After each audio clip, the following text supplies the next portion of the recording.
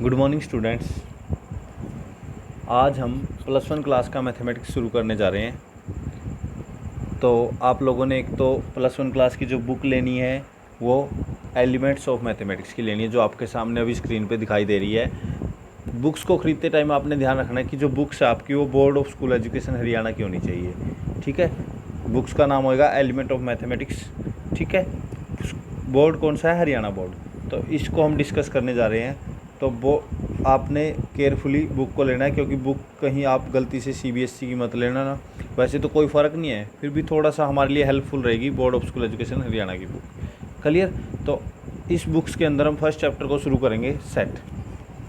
तो सेट वैसे तो बेसिकली आपने बहुत जगह सुना होगा सेट क्या होता है, या सेट के बारे में यूज़ भी करते हैं हम वर्ड्स। सेट को बहुत ज़्यादा यूज़ करते हैं सेट के लिए। बेसिकली जैसे हम बुक्स का सेट लेने चले जाते हैं, जैसे मैं एक शॉपकीपर के पास गया और मैं बोलूँगा कि मुझे +1 क्लास की बुक्स का एक सेट दे दो, या गाइड्स का एक सेट दे दो, या कॉपीज का एक सेट दे दो। ठीक है, तो सेट क्या होगा? सेट इज ए ग्रुप और ए कलेक्शन। या तो सेट क्या होगा? ग्रुप या कलेक्शन। तो पहले हम सेट को ही समझ लेते हैं, सेट का बेसिक मीनिंग क्या बनता है मैथमेटिक्स वे में। सेट जो होएगा, सेट एक कलेक्शन को हम बोलेंगे। कलेक्शन किस चीज़ की? ऑब्जेक्ट्स की। ऑब्जेक्ट्स हमारे कुछ भी हो सकते हैं, बुक्स हो सकती है, पेन हो सकते हैं, हमारे नंबर्स हो सकते हैं, या और things like benches, chair, novels, prizes, किसी भी चीज़ का सेट को हम कंसीडर करके चलेंगे। तो सेट क्या होगी? कलेक्शन। कलेक्शन भी बोल सकते हैं, ग्रुप भी बोल सकते हैं। लेकिन अभी तक अगर हम मैथमेटिकल वे में समझे या बेसिक वे में समझे कि सेट का मीनिंग क्या होगा, सेट के अंदर कलेक्शन के साथ साथ वेल डिफाइन भी होना जरूरी है। मीन्स किसको? क्योंकि कलेक्शन उसी चीज़ की करेंगे हम जो ऑब्जेक्ट वेल डिफाइन होएगा। अगर ये वर्ड इस डेफिनेशन के लिए बहुत ज़्यादा इंपॉर्टेंट है। कलेक्शन किस चीज़ की? ऑब्जेक्ट्स की। कौन से ऑब्जेक्ट्स की? Well defined object. इस चीज़ के बारे में आप ध्यान रखना। जैसे मैंने क्या किया, एक कलेक्शन ले ली, collection of books in your class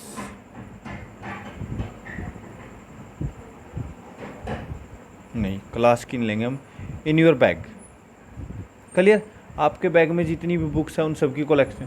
अब आपके बैग के अंदर जितनी बुक है वो फाइनाइट है, क्योंकि आपको पता है हर एक बुक्स के बारे में आप जानते हो, तो वो वेल डिफाइंड है। इसमें ऐसा कोई भी वर्ड यूज़ नहीं किया हमने जो डिफाइन नहीं है।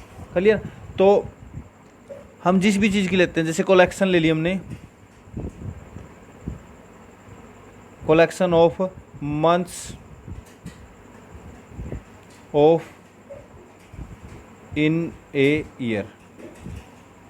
एक साल के अंदर जो मंथ्स होते हैं उनकी नेम की, नेम ऑफ मंथ्स की ले लेते हैं, नेम ऑफ मंथ्स। नेम की एक कलेक्शन ले ली, तो कलेक्शन हमारी क्या बन जाएगी? कलेक्शन के अंदर हम नेम्स लिख लेंगे सारे, जनवरी, फरवरी, मार्च, अप्रैल, मई। तो ये एक कलेक्शन है। क्लियर? और इसमें कोई भी ऐसी चीज़, देखो मंथ्स के बारे में पता है, ईयर्स के बारे में पता है, तो हम कलेक्शन को उसी को ही कंसीडर करके चलेंगे जो हर एक वर्ड वेल डिफाइंड है। जैसे अब मैं एक कलेक्शन लिखने जा रहा हूँ आप लोगों के सामने, collection of best teachers in India. Clear? India के अंदर बेस्ट टीचर्स की कलेक्शन को क्या हम सेट बोलेंगे? अब इसके अंदर जो मेन चीज़ आई है, बेस्ट, ये वर्ड है, इस वर्ड की कोई डेफिनेशन नहीं होती।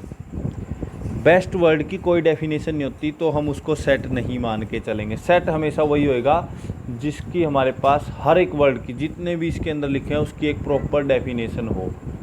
क्लियर? और कभी भी आपने ध्यान रखना है, ना तो गुड की कोई डेफिनेशन है, ना बैड की कोई डेफिनेशन है, ना पुअर की कोई डेफिनेशन है, ना रिच की कोई डेफिनेशन है, और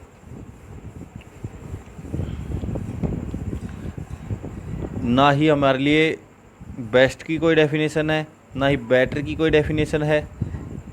मीन्स ये जस्ट फीलिंग्स है, इनकी कोई हमारे पास डेफिनेशन है। और ये वर्ड जिस लाइन के अंदर आ गए हम उसको सेट बिल्कुल भी नहीं बोलेंगे। अब जैसे हम क्वेश्चंस करेंगे आपको पता चलेगा कलेक्शन। तो अब हम सेट की डेफिनेशन की अगर बात करें, सेट की डेफिनेशन हमारी क्या बनेगी, a well defined collection of objects. Means कि हर एक वर्ड या हर एक ऑब्जेक्ट्स की हमारे पास वेल डिफाइंड यानी कि प्रॉपर एक डेफिनेशन होनी चाहिए उस कलेक्शन के अंदर, तो हम उसको सेट बोलेंगे। फॉर एग्जांपल कुछ और एग्जांपल लेते हैं। अब मैं आपके सामने कुछ सेट के एग्जांपल लेने जा रहा हूँ जिसको आपने बताना है कि कौन सा सेट है कौन सा नहीं है। तो एक्सरसाइज पे आ जाते हैं हम। एक्सरसाइज का फर्स्ट क्वेश्चन देखो। फर्स्ट क्वेश्चन के अंदर हमें which of the following are set, यही बताना है कि कौन सा इसमें सेट है। जैसे the collection of all prime number. अब इस कलेक्शन को अगर हम लेंगे तो क्या इसके अंदर कलेक्शन के अंदर प्राइम नंबर की कोई डेफिनेशन होती है? यस होती है। तो इसमें कोई भी वर्ड ऐसा नहीं है जिसके अंदर कोई हमें पता ना हो कि क्या है। हर एक नंबर की एक वेल डिफाइंड हमारे पास डेफिनेशन है, तो ये सेट है। यस, ये क्या हो जाएगा? Yes. Second, the collection of a good hockey player in India. अब बात करते हैं हॉकी प्लेयर्स। हॉकी एक गेम है, वो एक डिफाइन है, बट गुड प्लेयर, गुड की और प्लेयर की कोई डेफिनेशन नहीं है हमारे पास, तो this is not a set. Next, the collection of rich person in India. Means कि इंडिया के अमीर आदमियों की कलेक्शन करते हैं। अब हमें क्या पता इंडिया में अमीर क्या है? पहली तो बात, अमीर वर्ड ही डिफाइन नहीं है। अमीर लोग होते कौन से हैं हमें क्या पता? क्लियर? अमीर की यानी कि रिच पर्सन की कोई डेफिनेशन नहीं है, so this is not a set. The collection of all natural number less than 1000। मतलब कि 1000 से छोटे सारे के सारे नेचुरल नंबर की हम एक कलेक्शन ले लेते हैं। बिल्कुल ले लेंगे। 1 2 3 4 5 6 7 अप टू 1000 तक के जितने भी नंबर हमने ले लिए, तो वो तो सारे डिफाइन है, तो ये एक सेट है। The collection of all odd integer. Odd integer की कलेक्शन ले रहे हैं। अब होते कितने ओड इंटीजर? Infinitely many. कितने होते हैं? Infinitely many. लेकिन हमें उससे कोई मैटर नहीं है। हमें पता है ना कि ओड इंटीजर होते हैं, होने चाहिए, वो उनकी एक प्रॉपर डेफिनेशन होनी चाहिए। कितने हैं डजंट मैटर। तो ये भी एक क्या है? सेट है। The collection of most dangerous. ना तो मोस्ट की कोई डेफिनेशन है, ना कोई डेंजरस की कोई डेफिनेशन है, so this is also not a set. तो आपको इनमें से पता होना चाहिए कि कौन सा सेट है कौन सा नहीं है। और एक और एग्जाम्पल लेते हैं हम। हमारे पास जो ये बुक्स है इसके अंदर एक खासियत है कि हमारे पास NCERT कॉर्नर भी होगा इसमें, यानी कि NCERT के क्वेश्चन भी साथ के साथ हम देख सकते हैं, कर सकते हैं। तो मैं इसका दोबारा एक क्वेश्चन देखने जा रहा हूँ NCERT का, एक्सरसाइज 1.1 का फर्स्ट क्वेश्चन। इनके अंदर भी हमें क्या बताना है कि कौन सा सेट है कौन सा नहीं है।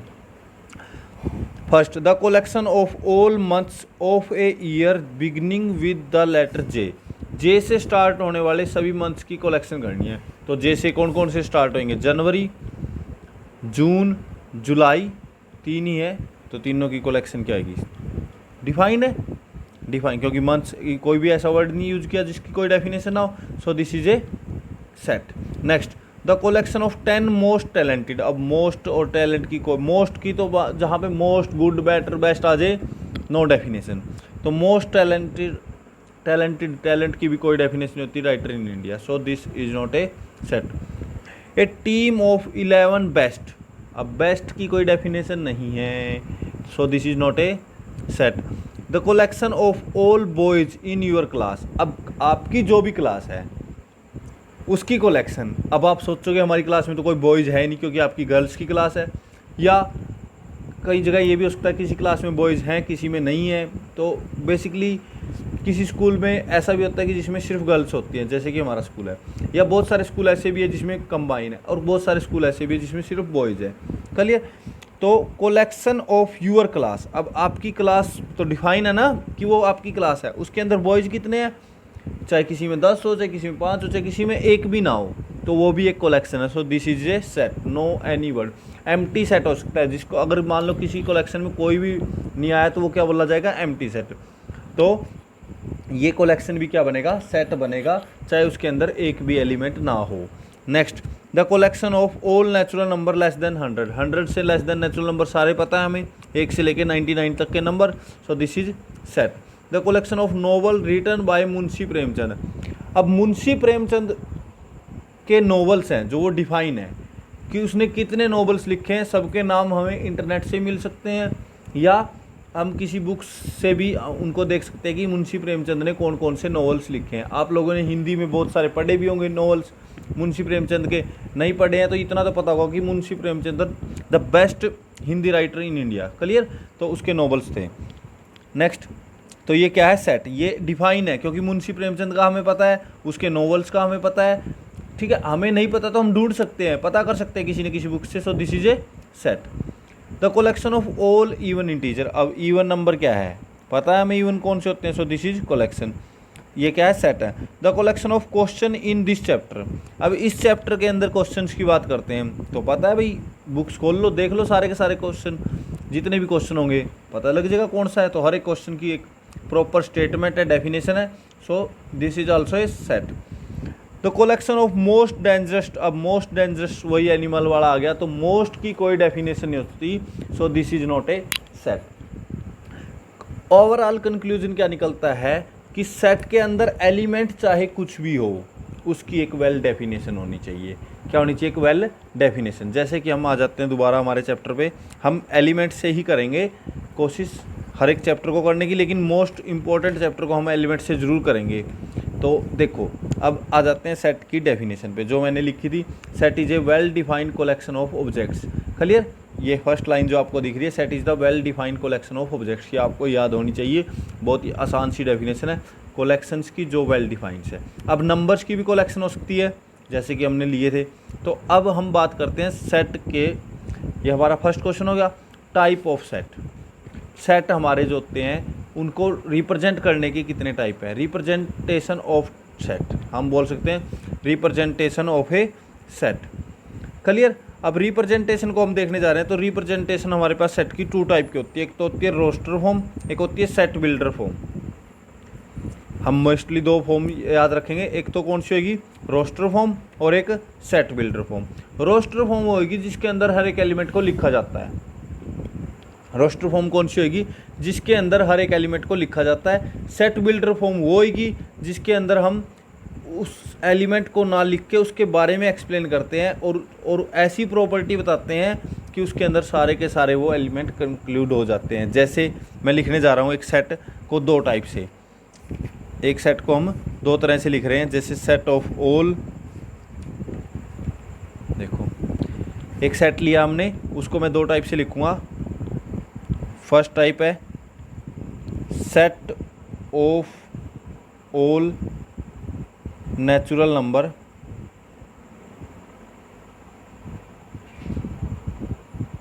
Less than 10।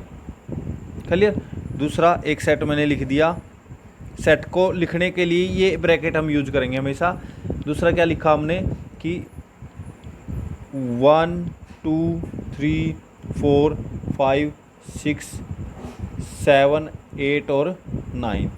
अब देखो इसने बोल दिया कि सारे के सारे नेचुरल नंबर लेने हैं जो 10 से छोटे हैं, और इसने लिख लिया 1 से लेकर 9 तक के नंबर्स को। तो ये जो फॉर्म होगी लिस्ट, मतलब कि हर एक एलिमेंट को लिखना है उसमें, वो होगी रोस्टर फॉर्म। कौन सी फॉर्म होगी, रोस्टर। रोस्टर फॉर्म कौन सी होगी, जिसके अंदर हर एक एलिमेंट को लिखा गया है। और एक होती है set builder form. Set builder form कौन सी होगी, जिसके अंदर सेट के बारे में वर्डिंग में या एक शॉर्ट फॉर्म में लिखा गया, हर एक एलिमेंट को नहीं लिखा गया, उस सेट के बारे में लिखा गया है। ठीक है, तो सेट के बारे में जिसमें लिखा जाता है वो कौन सी फॉर्म होगी, रोस्टर फॉर्म। तो नहीं, सेट की हर एक एलिमेंट को लिखा जाए तो रोस्टर फॉर्म, अगर सेट के बारे में लिखा जाए तो सेट बिल्डर फॉर्म। ठीक है, सेट बिल्डर फॉर्म। तो आप इसकी डेफिनेशन मैथ की बुक से भी साथ के साथ देखो। मैं आपको बुक्स इसलिए दिखा रहा हूँ ताकि आप साथ के साथ मैथ की बुक से भी देखो। तो इसने बोला है रोस्टर फॉर्म, रोस्टर फॉर्म के बारे में बोला है कि we list all the elements of the set. अगर हम हर एक एलिमेंट को सेपरेटली लिस्ट करके लिखे, जैसे ए के अंदर लिख दिया 2 3 5 7 या 1 2 ये जो भी नंबर्स दिए हैं। और एक होती है set builder form. Set builder form दो ही फॉर्म होंगी हमारी, सेट बिल्डर जिसके अंदर हमें सेट की एक डेफिनेशन लिख दी। जैसे एक सेट है x x is A vowel in English alphabets, English alphabets के वोवल्स को लिया गया है। तो अब देखने में आए तो एक सेट को हम ऐसे भी लिख सकते थे, ए इज इक्वल टू, इस सेट को क्या लिख सकते थे, A is equal to A E I O U, ये 5 ही वोवल्स होते हैं ना, इनको हम ऐसे भी लिख सकते थे। लेकिन इसने जो लिखा ये तो क्या होगी, रोस्टर फॉर्म, और ये जो इसने लिखा है ये कौन सी फॉर्म है, ये हमारी सेट बिल्डर फॉर्म है। सेट बिल्डर फॉर्म बहुत सारी हो सकती हैं, इसको डायरेक्ट ये भी लिखता था, A is the set of all vowels in English alphabet, क्या लिख सकते थे, A is the set of all vowels in English alphabet, clear. या हम डायरेक्ट लिस्ट करके लिखते हैं तो ये कौन सी बन जाएगी, रोस्टर फॉर्म। तो आई थिंक आप लोगों को रोस्टर और सेट बिल्डर फॉर्म में डिफरेंस थोड़ा सा समझ में आ गया होगा। हम जब क्वेश्चन करेंगे तो आपको और भी बेटर समझ में आएगा। जैसे कि हमारा सेकंड क्वेश्चन है, right the following set in the set builder form, ये रोस्टर फॉर्म में दिए गए, ध्यान से देखो, 2 4 6 8 6 10 14 18 0 3 6 9 12, ये सारे जिसके अंदर हर एक एलिमेंट को लिस्ट किया गया। एंड सोन का मतलब होता है कि आगे भी ऐसे ही इसी वे में चलते जाएंगे, लेकिन है वो एलिमेंट्स, क्लियर। तो ये क्या होगी हमारी सेट बिल्डर, नहीं ये क्या होगी, रोस्टर फॉर्म होगी हमारी, जिसके अंदर हर एक एलिमेंट को लिख के दिखाया गया। सेट बिल्डर फॉर्म देखें तो ये देखो, ये जो नीचे फॉर्म है ये सेट बिल्डर फॉर्म है, जैसे कि set of all letters in this word, algebra के अंदर जितने भी लेटर्स आए हैं वो क्या है, सेट, क्लियर।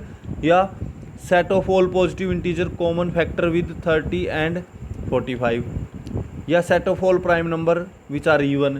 तो ये सारे सेट, ये एक लाइन में लिखी हुई है, सो ये क्या है, सेट बिल्डर फॉर्म, और ये वाली रोस्टर फॉर्म है। तो सेकंड क्वेश्चन में हमें रोस्टर फॉर्म दिया, इसको सेट बिल्डर फॉर्म में कन्वर्ट करना है। तो जैसे सेकंड का फर्स्ट पार्ट हमारा क्या है, अगर हम देखें सेकंड का फर्स्ट पार्ट, सेकंड जो एक्सरसाइज, फर्स्ट एक्सरसाइज हम बात कर रहे हैं 1.1, क्वेश्चन नंबर सेकंड का फर्स्ट पार्ट, हमें एक सेट दिया, तो इस सेट को हम लेट कर लेंगे ए, नेम दे लेंगे, ए सेट है भैया, 2 4 6 8 एंड सो ऑन, क्लियर।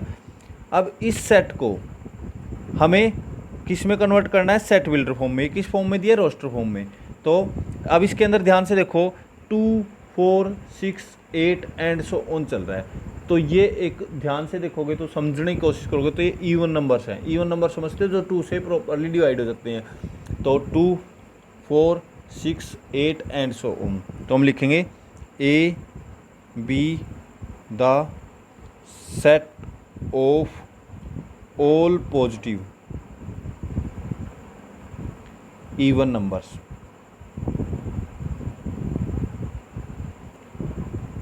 या ऑल पॉजिटिव इवन इंटीजर लिखें तो बेटर रहेगा, clear. All positive even integer. Second इसी को, ये एक फॉर्म बना दी मैंने, इसकी सेट बिल्डर फॉर्म कई हो सकती हैं। जैसे एक बनाई है मैंने, बी दूसरी बना रहा हूँ मैं इसी की, A is a set of x such that x is equal to 2 time of n for all n belongs to natural number. इसका भी मीनिंग समझाऊंगा। इसका मीनिंग होएगा कि इसके अंदर x टाइप के एलिमेंट है, x किसी भी टाइप के एलिमेंट है, और x की मीनिंग, x है क्या एक्चुअली में, x है 2n, x किसके बराबर है 2n के, और n कहाँ से रखना है, नेचुरल नंबर से। तो अब यहाँ से देखो n की वैल्यू नेचुरल नंबर 1 से शुरू होते हैं ना, तो 1 रखोगे तो कितना आएगा, 1 इंटू 2 आ जाएगा, तो पहला एलिमेंट आ गया। 2 रखोगे तो 2 इंटू 2 4 आ गया, तो दूसरा आ गया। 3 रखोगे तो 6 आ गया, तीसरा। 4 रखोगे 8 आ जाएगा। ऐसे एलिमेंट आते जाएंगे। तो ये जो फॉर्म होगी ये कौन सी होगी, हमारी सेट बिल्डर फॉर्म। इससे पूरा का पूरा सेट कवर हो जाएगा। या हम लिख देंगे, कोई भी लिख सकते हैं, A is equal to x, x is equal to, यहाँ पे ये लगाएंगे भाई, एक्स इज मल्टीपल ऑफ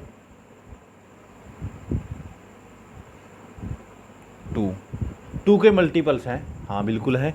तो यानी कि एक सेट की रोस्टर फॉर्म बहुत सारी हो सकती हैं, लेकिन नहीं, एक सेट की सेट बिल्डर फॉर्म बहुत सारी हो सकती है, लेकिन रोस्टर फॉर्म एक ही होगी। तो आपकी मर्जी, आप इनमें से कोई भी एक दे सकते हो। ऐसे ही सेकंड पार्ट देखो, सेकंड पार्ट के अंदर 6, 10, 14, 18 ये नंबर्स दिए हैं। ध्यान से देखोगे तो ये नंबर्स कौन से हैं, 6, 10, 14 और 18। तो इनको आपस में क्या कनेक्शन हो सकता है वो आपने निकालना है। तो मैं इसको एक सेट दे रहा हूँ ए कर, या इसको लेट कर लेते हैं बी के इक्वल है हमारा, बी के इक्वल है तो इसकी डेफिनेशन भी हम रोस्टर फॉर्म भी किस में लिखेंगे, बी में ही लिखेंगे। तो देखो कैसी लिखी जाएगी, 6 है फिर 10 है, इनमें ध्यान से देखो एक तो 4 4 का डिफरेंस है। पहला है जो 3 का, अगर मैं ट्वाइस करूँगा तो 6 बनेगा, फिर 5 का है, फिर 7 का है और फिर 9 का, यानी कि ओड नंबर्स का भी दिख रहा है। ओड नंबर में कौन कौन से के ट्वाइस है, या तो क्लियर, या मैं इसको लिखता हूँ, देखो इसको मैं एक मीनिंग देखता हूँ, x such that x is equal to twice of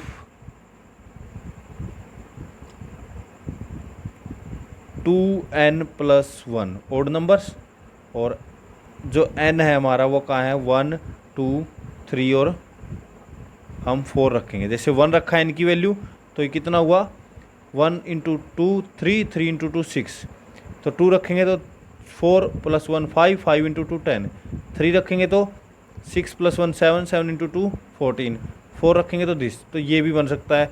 या b को मैं लिख सकता हूँ x such that x is equal to 4n, multiply कर दोगे तो +2, और n बिलोंग्स टू वही 1, 2, 3 और 4, n की वैल्यू 1, 2, 3, 4 ही रखनी है। क्लियर। या आप इसकी जगह ये बोल सकते हो कि n is less than equal to 4, n belongs to natural number, natural number लेना लेकिन 4 से छोटा और उसके बराबर। तो ऐसी कोई भी आप इसकी सेट बिल्डर फॉर्म बना सकते हो अपने तरीके से, आप अपने बेटर तरीके से बना के देखोगे तो और भी अच्छा लगेगा। थर्ड पार्ट है, जो थर्ड पार्ट के अंदर देखो क्या है, थर्ड पार्ट के अंदर आपको दिया है 0, 3, 6, 9, 12 एंड सो ऑन। तो ध्यान से देखो, ये तो 3 के मल्टीपल है, इसको c मान लिया हमने, तो c की जो फॉर्म बनेगी वो क्या बनेगी, x such that x is equal to 3n, 3n and n belongs to,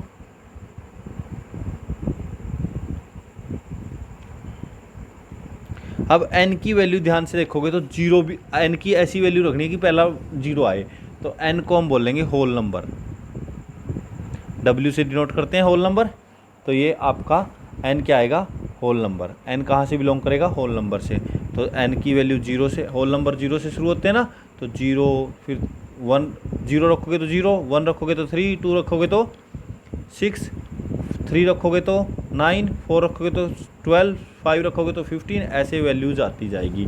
ये थर्ड पार्ट हो गया।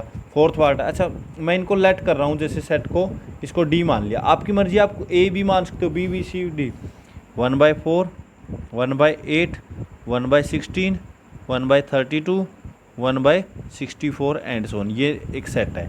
इसको भी हमने किस फॉर्म में लेके आना है, सेट बिल्डर फॉर्म में। तो डी को मैं लिख सकता हूँ, देखो ध्यान से, नीचे 2 के मल्टीपल्स है ना, ये 2 की पावर 2, 2 की पावर 3, 2 की पावर 4, 2 की पावर 5, 2 की पावर 6, तो x such that x is equal to 1/2 की पावर n, और n belongs to natural number. तो ये तो गड़बड़ हो जाएगी, क्या गड़बड़ हो जाएगी, n की वैल्यू जब हम 1 रखेंगे तो 2 की पावर 1 तो 2 आएगा, 2 रखेंगे तो ये तो फिर 2 की पावर 1 तो 1/2 आना चाहिए था, तो n+1 रख लेते हैं। n+1 रखने से देखो क्या बेनिफिट होएगा, n+1 रखने से क्या होएगा, n की वैल्यू जब 1 रखोगे ना तो क्या आएगा, 1 + 1 2, 2 की पावर 2 हो जाएगा, और 2 रखोगे तो 3 हो जाएगा ऑटोमेटिकली। अच्छा, ये मैंने गलती से क्वेश्चन में यहाँ एंड सोन लगा लिया। अगर ये क्वेश्चन सिर्फ इतना है कि फिक्स नंबर हैं, तो इसमें डी को हम लिखेंगे x such that x is equal to 1/2 की power n+1 and n is less than equal to, कहाँ तक जाना चाहिए, 5 तक, 5 रखेंगे तो 6 पावर हो जाएगी, 5 and n belongs to natural number. यानी कि क्या करना है, n की वैल्यू नेचुरल नंबर से रखनी है, लेकिन 5 से बड़ी नहीं रखनी है आपने। ये लिख दिया मैंने x is equal to this, और n की वैल्यू 5 से लेस देन ही रखनी है आपने। तो ये आपका ये सेट भी बन सकता है, और ये सेट के एरो के निशान है। तो आपने इस तरीके से आपने कोई भी सेट की एक प्रॉपर डेफिनेशन दे देनी, जिसको हम सेट बिल्डर फॉर्म बोलते हैं। नेक्स्ट जो हमारा है वो क्या है, इसको मान लेते हैं डी तक मान लिया था, ई मान लिया। लेट जो ये सेट है वो क्या है, ई के बराबर है 1/2, 2/3, 3/4, 4। ये इस सेट बिल्डर फॉर्म को समझने के लिए बहुत अच्छा क्वेश्चन आ गया है 7/8 और 8/9। तो देखो इसमें हमने देखना है किस फॉर्म में लिखें। तो 1 से शुरू हुआ है, 8 तक के नंबर जा रहे हैं। तो ई एक्स टाइप के एलिमेंट है, एक्स की वैल्यू है जो एन यानी कि 1 से लेके 8 तक के नंबर डिवाइड बाय एक जादा है ना, जैसे 1 है तो 1+1, तो n+1 ले लिया मैंने। और n की value less than equal to 8, n belongs to natural number.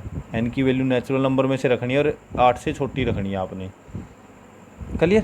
तो ये आपका बन गया। तो देखो ध्यान से, n की वैल्यू जब आप 8 से छोटी रखना है यानी कि 1 रखोगे तो क्या आएगा, 1/1+1 2, 2 रख दोगे तो 2/2+2, 2+1 3, ऐसे 3 रखोगे तो ये आ जाएगा, 4 रखोगे तो ये आ जाएगा, 5 रखोगे तो 5/6 भी था भाई यहाँ पे 5/6। फिर ये सारे नंबर्स आपके आ जाएंगे। तो ये इसकी क्या बन गई हमारी सेट बिल्डर फॉर्म। हाँ, मे बी क्वेश्चन के आंसर में कुछ और हो सकती है भाई, ज़रूरी नहीं है सेम हो, लेकिन आपकी स्टेटमेंट से के अकॉर्डिंग एक सेट बिल्डिंग फॉर्म बनानी है आपने। आंसर क्या है डजेंट मैटर। क्लियर? आपकी बुक में आंसर क्या है।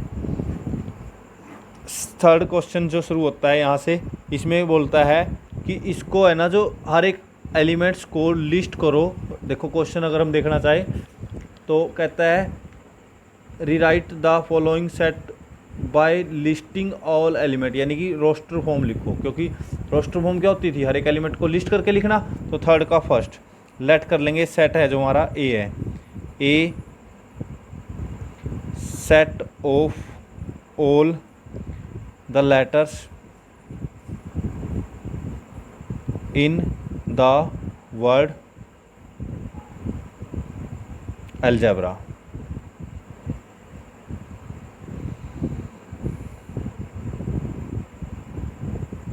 अलजेब्रा के लेटर के वर्ड के अंदर जितने भी लेटर यूज हुए हैं, तो इसको बनाना है। ए सेट क्या बनेगा हमारा, देखो इसके अंदर कौन कौन से यूज हैं। एक तो ए यूज हुआ है, एक एल यूज हुआ, एक जी यूज हुआ है, एक ई यूज हुआ, एक बी यूज हुआ है और एक आर यूज हुआ। ए दोबारा यूज हुआ है, दोबारा लिखने की उसको जरूरत नहीं है, एक बार ही लिखे जाने हैं। अच्छा, अब ये नहीं है, ये भी बात मैटर नहीं करती कि आपने किसी एक बच्चे ने पहले लिख दिया, किसी एक ने बाद में लिख दिया, जैसे ए पहले लिख दिया, किसी ने एल पहले लिख दिया, जी डजेंट मैटर।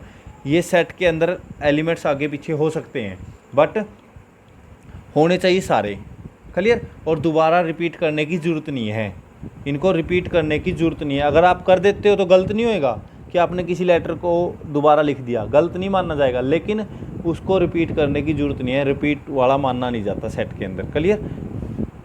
सेकंड जो पार्ट है लेट कर लेते हैं, वो बी सेट है हमारा। बी सेट क्या मान ले, आपकी मर्जी, आप ए मान लो, पी मान लो, बी मान लो। Set of all positive integer which are common factor of 30 and 45। इसको लिखें पहले, set of all positive integers which are common factors of 30 and 45, यानी कि 30 और 45 के कॉमन फैक्टर लिखने हैं हमने, तो पॉजिटिव होने चाहिए। और नंबर तो बी की वैल्यू देखो 1 तो सबका कॉमन फैक्टर होता है, 1 तो सबका फैक्टर होता है। उसके बाद 2 है जो 2 30 को तो डिवाइड करेगा, लेकिन 45 को नहीं करेगा, तो 2 नहीं आएगा। 3 दोनों को कर रहा है तो 3 आ जाएगा। फिर 4 नहीं करेगा, 5 दोनों को करेगा। फिर 6 सिर्फ 30 को करेगा, 45 को नहीं करेगा। 7 किसी को भी नहीं करेगा। 8 भी नहीं करेगा। 9 भी डिवाइड सिर्फ 45 को करता है, 30 को नहीं करता। 10 30 को करेगा, 45 को नहीं करेगा। 11 12 13 14 15 करता है भाई। फिर 16 17 अप टू कोई भी नहीं करेगा, बस। तो ये आ गए इसके 15 तक के नंबर्स। क्लियर? तो तो ये फैक्टर्स हो गए हमारे कॉमन फैक्टर, ये बी सेट बन गया। तो ये इसकी सेट बिल्डर फॉर्म थी, ये इसकी रोस्टर फॉर्म है। तो आई थिंक आप लोगों को रोस्टर फॉर्म और सेट बिल्डर फॉर्म में फ़र्क नज़र आ चुका होगा। थर्ड पार्ट है जो, उसको आप लेट कर लेते हैं सेट सी है भाई। सी क्या है? Set of all prime numbers which are even.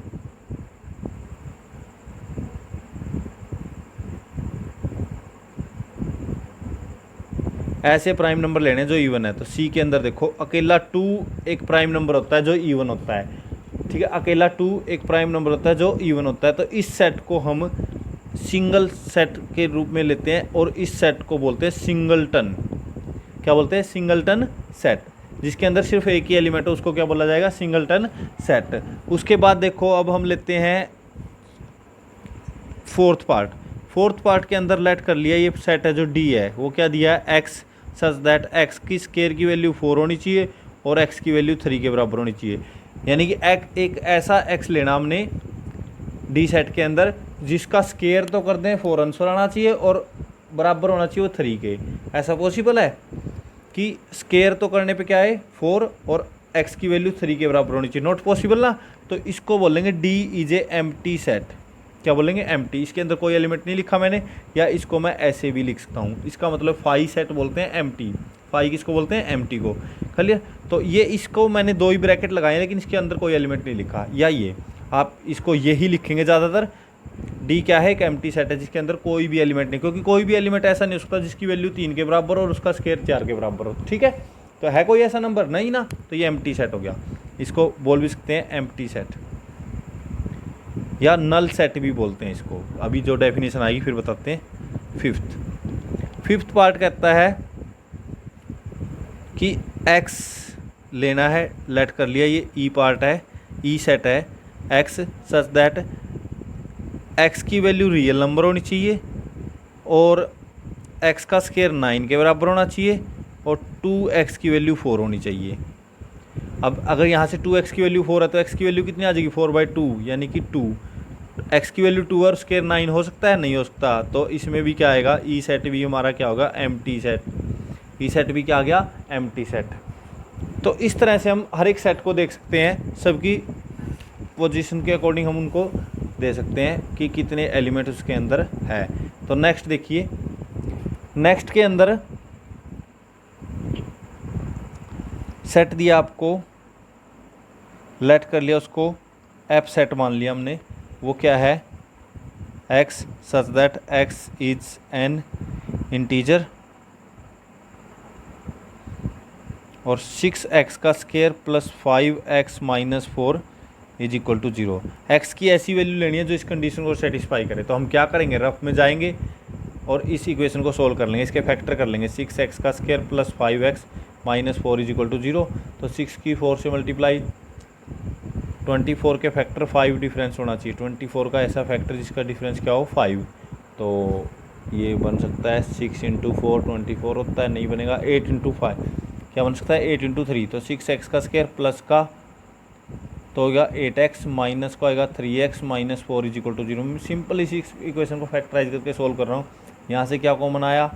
यहाँ से 2x कॉमन आया तो क्या बचा? 3x प्लस 4 माइनस 1 कॉमन आया तो 3x प्लस 4। रफ में सोल्व करना आपने इसको। तो यहाँ से देखो, एक तो फैक्टर बन गया 2x माइनस 1 और एक बन गया 3x plus 4 is equal to 0। तो x की वैल्यू यहाँ से 1/2 आएगी और x की वैल्यू यहाँ से -4/3 आएगी। क्लियर? तो 2 वैल्यू आ गई x की। तो इस सेट के अंदर 2 एलिमेंट हो सकते थे लेकिन इसने बोल दिया इंटीजर लेने हैं। अब ये तो ना तो ये इंटीजर है ना ये इंटीजर है, तो हम किसी को नहीं लेंगे। तो एफ सेट भी हमारा क्या आ गया? एम्प्टी सेट आ गया। अगर आपको रियल नंबर बोल देता तो दोनों रियल नंबर है, दोनों ही सेट के एलिमेंट होते, फिर ये सेट बन जाता हमारा f इज इक्वल टू 1/2 और -4/3। ठीक है, बट इंटीजर नहीं है इसलिए एम्प्टी सेट है, इंटीजर बोला हुआ है। नेक्स्ट है सेवंथ के अंदर क्या है भाई? x such that 4x minus 15 की वैल्यू लेस देन होनी चाहिए 29 से और x नेचुरल नंबर से लेने हैं। तो देखो इसको फिलअप करने का एक बेस्ट तरीका भी है। जी मान लिया इसको, तो जी सेट क्या होएगा, लेट कर लेना है G is equal to this. X की वैल्यू रखते जाओ, 29 से ज़्यादा नहीं होना चाहिए एक्स नेचुरल, जैसे 1 रख दिया, 1 रखा तो 4 माइनस 15 कितना आया, 4 में से 50 माइनस में वैल्यू आएगी 29 से छोटी है ना, छोटी है ना, देखो 1 रखोगे तो 4 इंटू 1 माइनस 15, जो भी इसका सोल्यूशन आएगा वो 29 से छोटा होना चाहिए, तो कितना आया माइनस का 11, छोटा है तो 1 इस सेट का एलिमेंट है, एक्स की वैल्यू वही है जो यहाँ पे हम रख रहे हैं। 2 रखा, 2 रखने से कितना हुआ 8, ये भी माइनस में आएगा तो 2 भी है, 3 भी है, 4 रखोगे, 5 रखोगे, 5 रखोगे तो कितना हो जाएगा 20 माइनस 5 5 रहेगा, तो फिर 6 7 रखा, जैसे 28 में से 15 गया, छोटा है फिर भी 29 से छोटा होना चाहिए बस जो आंसर आए। 8 रखने से भी आ रहा है, 9 रखा तो 36 में से 15 गया, छोटा रहेगा।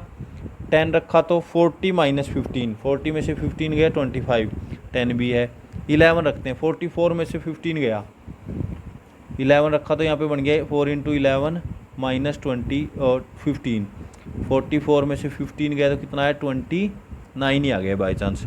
अब ये तो इक्वल आया लेकिन यहाँ पे लेस देन का साइन है, छोटा होना चाहिए, तो 11 कंसीडर नहीं किया जाएगा, तो ये सेट सिर्फ इतना बन गया 1 2 3 4 5 6 7 up to 10। Clear. Same next 2 parts हैं, छोड़ देते हैं आप लोगों के लिए, चलो बता ही देते हैं कि एक्स इंटीजर लेना, एक्स इज एन इंटीजर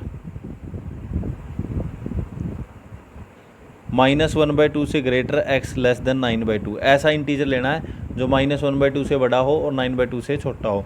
मान लो ये एच सेट है, तो क्या आएगा एच के अंदर देखो एलिमेंट कौन कौन से आएंगे, -1/2 से बड़ा इंटीजर 0 1 2 3 4, 9/2 कितना तो 4.5, तो अगर 5 लूँगा तो इससे बड़ा चला जाएगा, तो बड़ा नहीं लेना आपने, बस ये एक बन गया एच सेट। ऐसे ही लास्ट दिया है हमें 9th पार्ट, इसको मान लेते हैं आई, क्या है x such that x belongs to integers, और एक्स का स्केयर है जो लेस देन होना चाहिए 20 से, एक्स के स्केयर की वैल्यू छोटी होनी चाहिए 20 से। तो मैंने जैसे आई के अंदर रखना शुरू किया, 0 का स्केयर 0 छोटा है 20 से, फिर 1 का स्केयर 1 छोटा है 20 से, 2 का स्केयर भी छोटा है, 3 का भी छोटा है, 4 का भी छोटा है, 5 का अगर स्केयर करेंगे तो बड़ा चला जाएगा, नहीं होगा। अब इंटीजर तो माइनस में भी होते हैं, -1 का स्केयर 1, -2 का स्केयर 4, -3 का, -4 का 16, -5 का अगर स्केयर करेंगे तो 25 बन जाएगा, वो 20 से बड़ा चला जाएगा, तो ये वैल्यू आ गई। ऐसे एक्स लेने थे जिनका स्केयर 20 से छोटा है। तो ये आपका ये क्या था, ये क्वेश्चन नंबर 3 था हमारा कि किसी भी सेट को अगर हमें रोस्टर फॉर्म में लिखना हो तो कैसे लिखेंगे। क्लियर। तो इसके बाद देखो क्वेश्चन नंबर 4 के अंदर पूछा गया है नल सेट। तो नल सेट को समझो भाई, नल सेट होएगा, एम्प्टी सेट भी बोलते हैं इसको, जिसके अंदर कोई एलिमेंट ना हो, ऐसा सेट जिसके अंदर कोई एलिमेंट ना हो उसको क्या बोलेंगे, नल सेट। तो हमने जो भी फॉर्म दिया उससे सेट बना के देखेंगे, अगर उसके अंदर कोई एलिमेंट नहीं मिला तो हम उसको बोल देंगे कि this is a null set. जैसे फर्स्ट क्वेश्चन है हमारा एक्सरसाइज का 4th का फर्स्ट पार्ट। तो 4th का फर्स्ट पार्ट देखो क्या है, 4th का फर्स्ट पार्ट है भाई हमारा ए इज ए सेट ऑफ 0, यानी कि ऐसा सेट जिसके अंदर सिर्फ 0 हो लेकिन एलिमेंट इसके अंदर है, ध्यान से देखो, चाहे वो 0 भी क्यों ना हो, तो एक एलिमेंट है, so this is not empty, तो हम क्या लिख देंगे, नॉट ए नल सेट। चाहे 0 भी हो वो एक एलिमेंट माना जाएगा, इसके अंदर कितने एलिमेंट है, एक एलिमेंट है। सेकंड पार्ट है जो हमारा वो क्या है, बी एक सेट है एक्स सच दैट एक्स में 3 ऐड किया, आंसर किसके बराबर आए, 3 के। तो एक्स में 3 ऐड करने पे 3 आए तो 0 हो सकता है, तो बी की वैल्यू, बी का आंसर सेट है एक्स, बी के अंदर भी 0, तो नॉट ए नल सेट, क्योंकि इसके अंदर एक एलिमेंट तो है ना। Next C part, y such that y का स्केयर -2 करने पे 0 आ रहा है, और अब y का स्केयर करने में से 2 माइनस करेंगे तो 0 आए, तो यानी कि y की वैल्यू यहाँ से कितनी आ गई, +-√2। तो यानी कि c के अंदर 2 एलिमेंट है, एक प्लस का √2 एक माइनस का √2, तो ये भी एम्प्टी नहीं है, नॉट एम्प्टी सेट। क्यों? अगर यहाँ पे मान लो y को इंटीजर की कंडीशन दे देता, नेचुरल नंबर की कंडीशन दे देता, फिर ये नेचुरल नंबर भी नहीं है, इंटीजर भी है, लेकिन y के ऊपर कोई और कंडीशन नहीं है, बस एक ही कंडीशन है, स्केयर करने के बाद 2 माइनस करने से 0 आना चाहिए, तो ये दोनों नंबर उसको सेटिस्फाई करते हैं। So this is not empty. Next जो है डी क्या है? y सच दैट y का क्यूब इज इक्वल टू 27 और y की वैल्यू 2 होनी चाहिए। y की वैल्यू 2 होकर 27 क्यूब नहीं बन सकता। सो डी हमारा क्या है? एम्प्टी सेट है। अब इसके अंदर 0 भी नहीं आएगा, क्लियर, क्योंकि y की वैल्यू 2 के बराबर होनी चाहिए और उसका क्यूब 27 नहीं हो सकता ना। ऐसी y हो सकती है कि 2 के बराबर और 27 क्यूब बने, रख के देखो, नहीं बनेगा, 8 बनेगा क्यूब तो। So this is empty set. तो हम लिख देंगे D is a null set.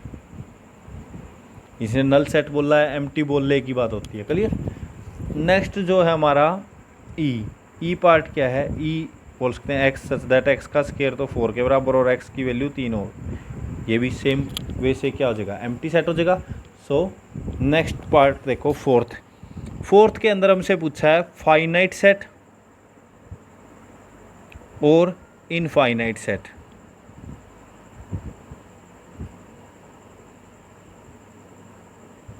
Finite set किसको बोलेंगे? फाइनाइट सेट वो सेट होएगा जिसके अंदर नंबर ऑफ एलिमेंट फाइनाइट हो। नंबर ऑफ एलिमेंट, जैसे एक सेट बना दिया मैंने 1 2 3 4 5, ये 5 एलिमेंट है इसके अंदर, तो ये फाइनाइट है। एक सेट बना दिया मैंने, मान लो 1 2 3 4 5 and so on up to infinity. अब इसके अंदर इनफाइनाइट सेट है। इनफाइनाइट सेट वो बोलेंगे जिसके अंदर नंबर ऑफ एलिमेंट, जिसके अंदर एलिमेंट बहुत सारे हो, इनफाइनाइट हो। फाइनाइट जिसके अंदर फाइनाइट हो। तो फिफ्थ में यही बताना है कौन सा फाइनाइट है, कौन सा इनफाइनाइट है। तो आपने सिंपली उसका आंसर लिखना है।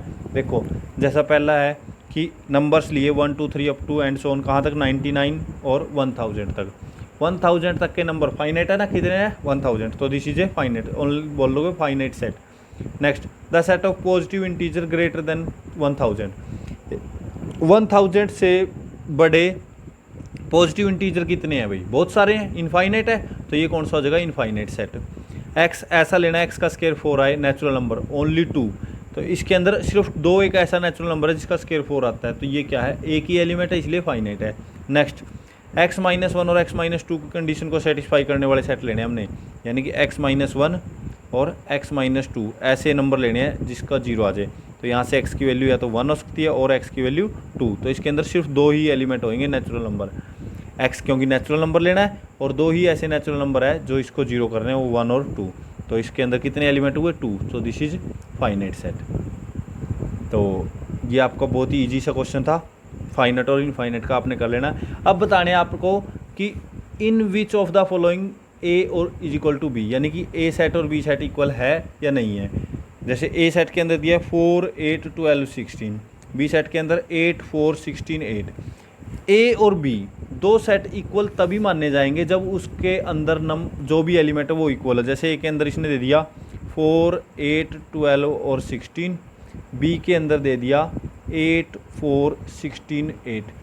एलिमेंट आगे पीछे हो सकते हैं लिखे हुए, बट सारे के सारे होने चाहिए। अगर इसके अंदर 4 है तो 4 इसके अंदर भी होना चाहिए, इसके अंदर 8 है तो इसके अंदर भी 8 होना चाहिए, 12 है तो 12 होना चाहिए, 16 है तो इसके अंदर 16 होना चाहिए। अब इसके अंदर 12 है लेकिन इसके अंदर नहीं है, तो नॉट इक्वल, तो हम लिख देंगे A is not equal to B. तो आप ए और बी ऊपर लिखोगे, नीचे नॉट इक्वल लिख दोगे। जैसे नेक्स्ट पार्ट है हमारा, देखो इसके अंदर क्या है 2 4 6 8 10, B positive even integer less than equal to 10। तो ए आप लिख लोगे कैसे, इसको लिखोगे, देखो कैसे,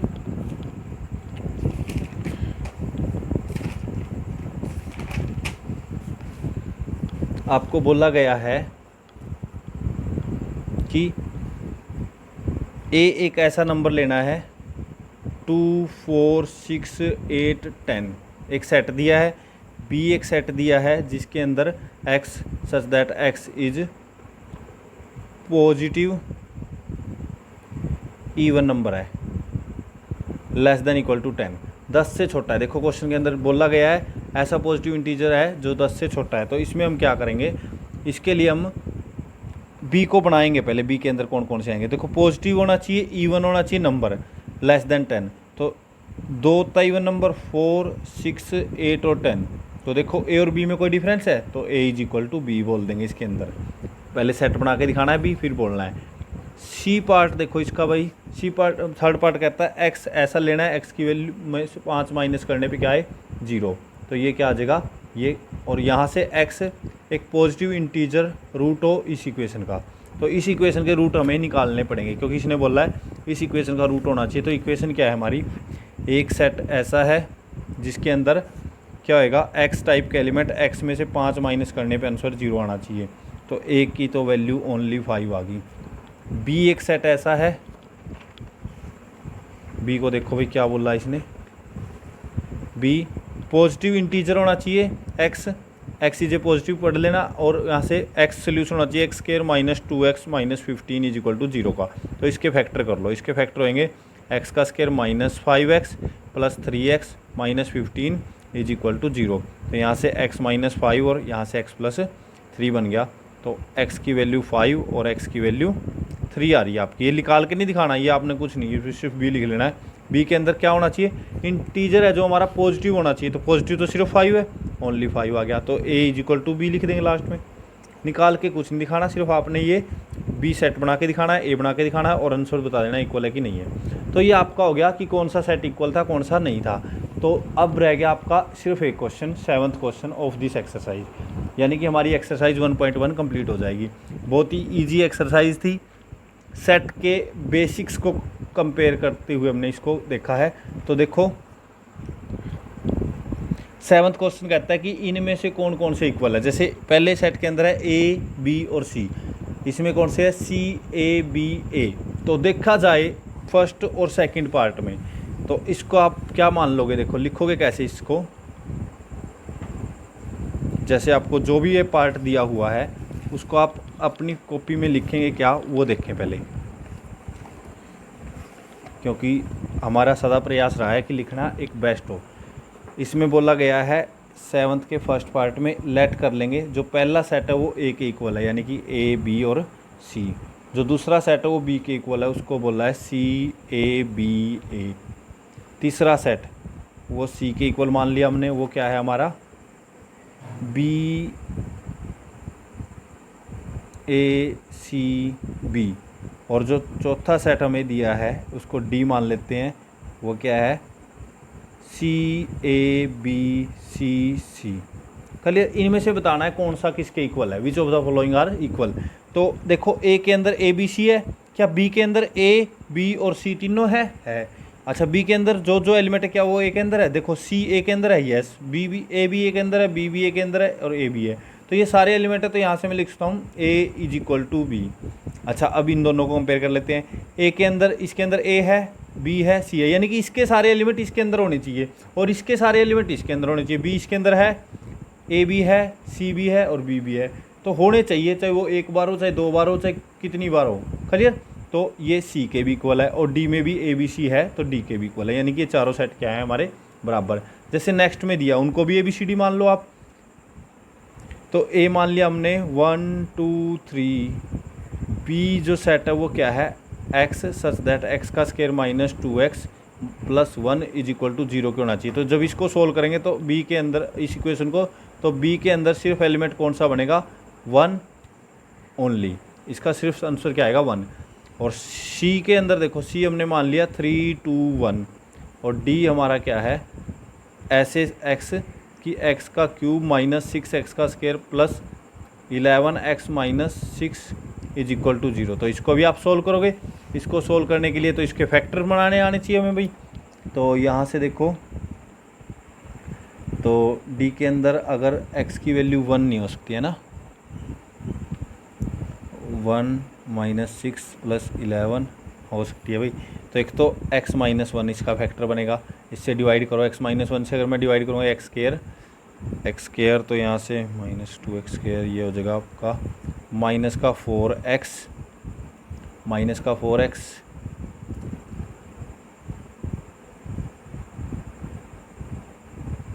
प्लस का माइनस हो जाएगा यहाँ से 11 में से 4 गया 7 आएगा, एक मिनट, नहीं 6 आना चाहिए। ऐसे देखो 11 माइनस 4x